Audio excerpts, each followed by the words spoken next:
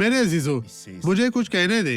हम तकरीबन साल के इख्तिताम पर हैं और खुदा हमसे बात करता है और हम तवज्जो नहीं देते।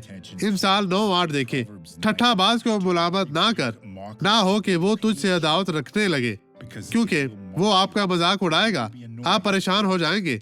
लेकिन दाना को मुलामत कर और वो आपसे मोहब्बत रखता है और वो तुझसे मोहब्बत रखेगा। मतलब जब इंसान अक्लमंद होता है तो वो मुलामत कबूल करता है। भाई, मैं सोच रहा था बाइबल ये नहीं कहती, बाइबल ये कैसे कहती है? आपका बहुत बहुत शुक्रिया, मैं ऐसा करूंगा, लेकिन ताना देने वाला ऐसा नहीं करता। मैं बाइबल के बारे में जानना चाहता हूँ और तुम एक बेवकूफ हो, ये आपको नाराज करता है। अब ये गवाही देखे। मैं हफ्ते के रोज अपनी मोटरसाइकिल से गिर गया था और यहाँ से हड्डी टूट गई थी।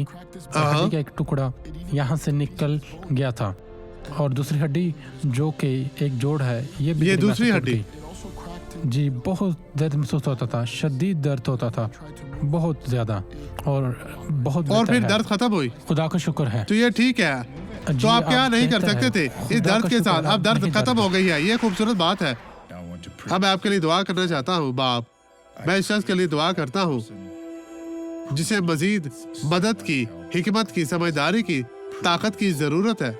खुदा, इस शख्स की जिंदगी पर तेरी बरकत चाहता हूँ। इनकी हिफाजत कर, इनको बरकत दे, इनको हर तरह की मुश्किल परेशानी से निजात दे।